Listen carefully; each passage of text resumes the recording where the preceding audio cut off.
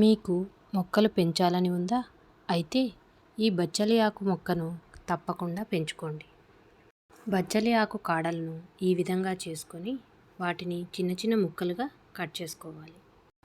తర్వాత వాటిని ఈ విధంగా వాటర్ బాటిల్లో కట్ చేసి అందులో ఒక్కొక్కటిగా నాటుకోవాలి.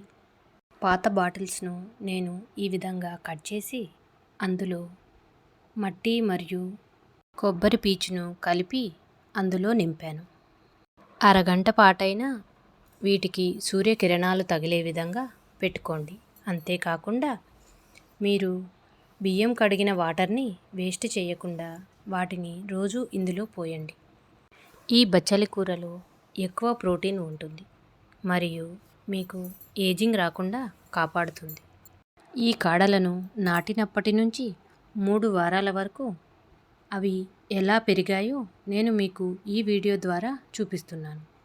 నేను కొన్ని బాటిల్స్ని అడ్డంగా మరికొన్ని బాటిల్స్ని నిలువుగా కట్ చేసుకున్నాను.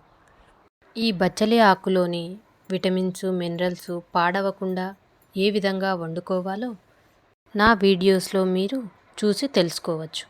హెల్తీ రెసిపీస్ గురించి తెలుసుకోవాలి మరియు వాటిలోని టిప్స్ ట్రిక్స్ గురించి మీకు తెలియాలంటే నా వీడియోస్ని తప్పకుండా లైక్ చేయండి, షేర్ చేయండి, సబ్స్క్రైబ్ చేయండి. కొబ్బరి పీచును చిన్నగా కట్ చేసి మట్టిలో కలపడం వల్ల మట్టిలో ఉన్న తడి తొందరగా ఆరిపోకుండా ఉంటుంది.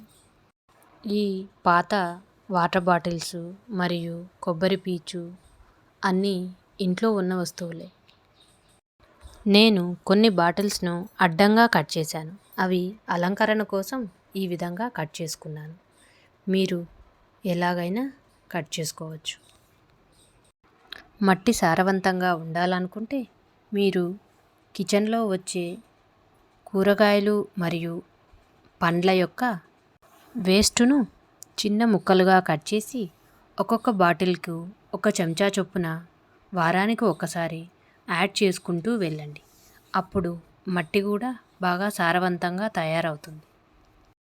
వీటితో పాటుగా నేను ఒక బంగాళాదుంపను కూడా నాటాను. అది కూడా చాలా బాగా వచ్చాయి.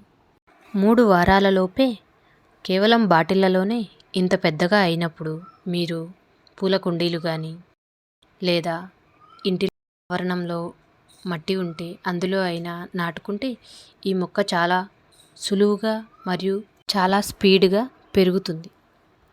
కాలం గడిచే కొద్దీ కొబ్బరి పీచు మట్టిలో మెత్తబడి మట్టిని సారవంతం చేస్తుంది. నా ఛానల్ను తప్పకుండా రెగ్యులర్గా వాచ్ చేస్తూ ఉండండి. నా టిప్స్ అండ్ ట్రిక్స్ మీకు షేర్ చేస్తూ ఉంటాను. మీ కామెంట్స్ను నాకు తప్పకుండా పంపించండి.